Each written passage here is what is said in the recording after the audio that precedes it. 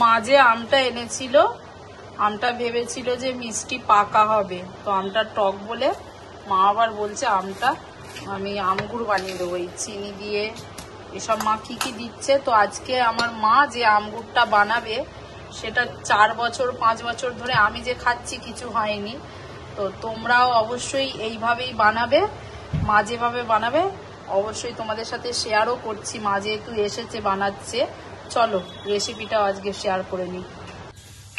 কি মশলা পড়বে এর মধ্যে মা? এতে 5 ফোড়ন দেবো।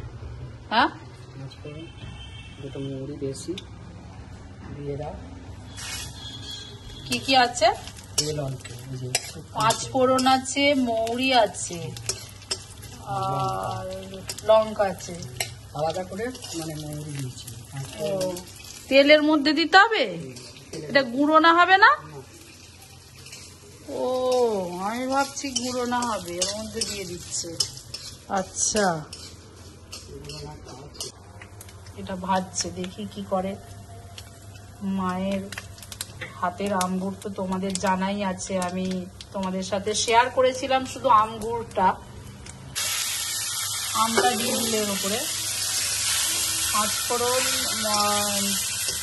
শুকনো লঙ্কার মৌরিটা ভাজা হয়ে যাওয়ার পরে তো আমটা দিয়ে দিল। এটা কি না? জোয়ান, জোয়ান গুঁড়োচ্ছে না, জোয়ানও দেবে মধ্যে।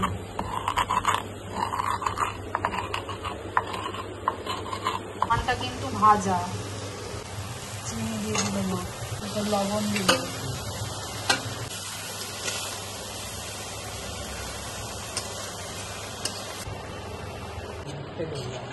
এখন অনেক দেরি, লাল মতো হয়ে মা দিয়ে দিচ্ছে এবার ভাজা মশলাটা।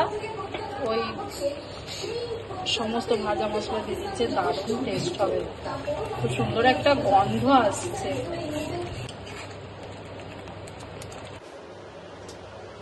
এই দেখো, দারুণ হয়েছে, দারুণ দারুণ দারুণ, বাহ, লাজবাব।